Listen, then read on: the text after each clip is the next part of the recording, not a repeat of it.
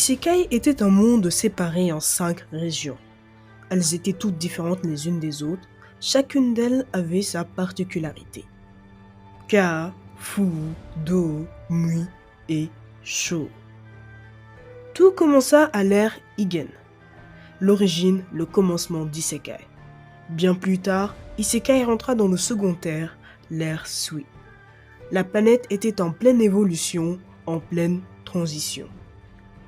Pour enfin arriver à l'ère Eikin, la troisième d'Isekai, qui fut marquée par l'apparition des premiers dragons.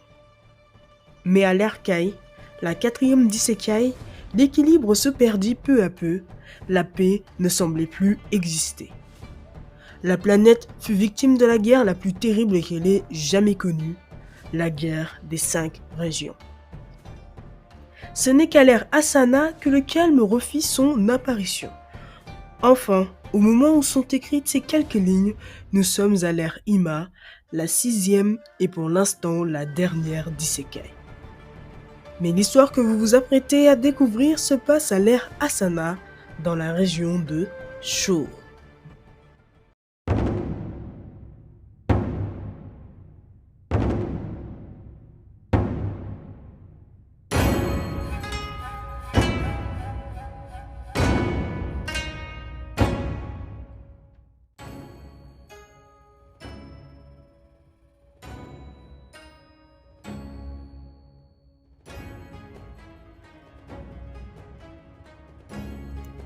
Nous sommes dans la 13e année de l'ère Asana. Les 5 régions d'Isekai sortaient d'une effroyable guerre et la paix revenait petit à petit. Mais à Sho, pour certains pays, c'était une toute autre histoire.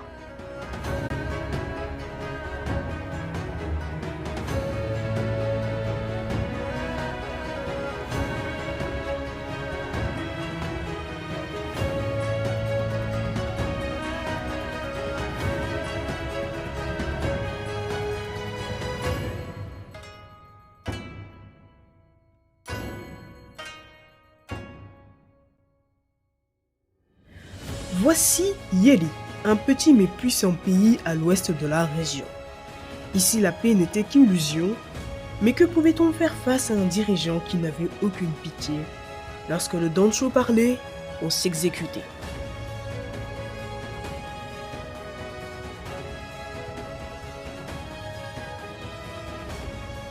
Yaku Satoshi, le Myodai de la province de Kenten.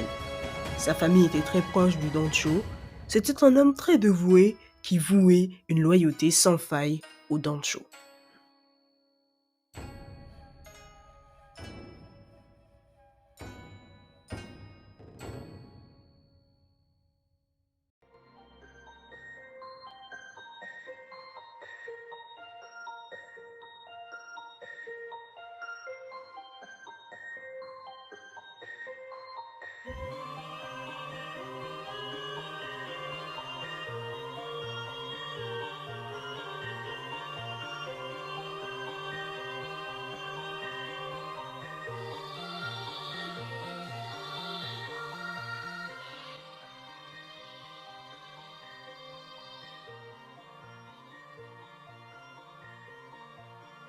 Kuro Daisuke.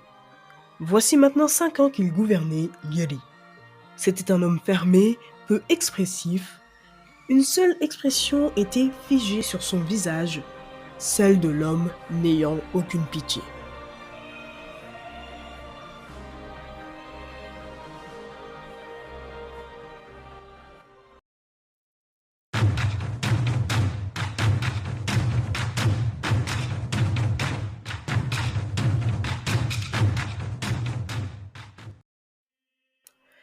Tous les Myodai et Senshi se mirent à genoux pour le saluer. Puis tous s'installèrent de chaque côté du Shodan pour l'écouter.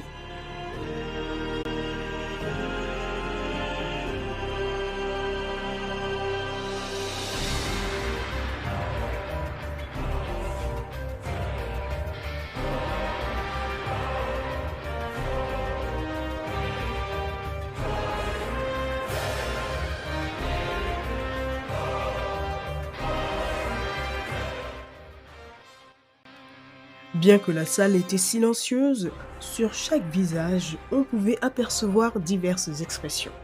L'incompréhension, la surprise, mais aussi la peur.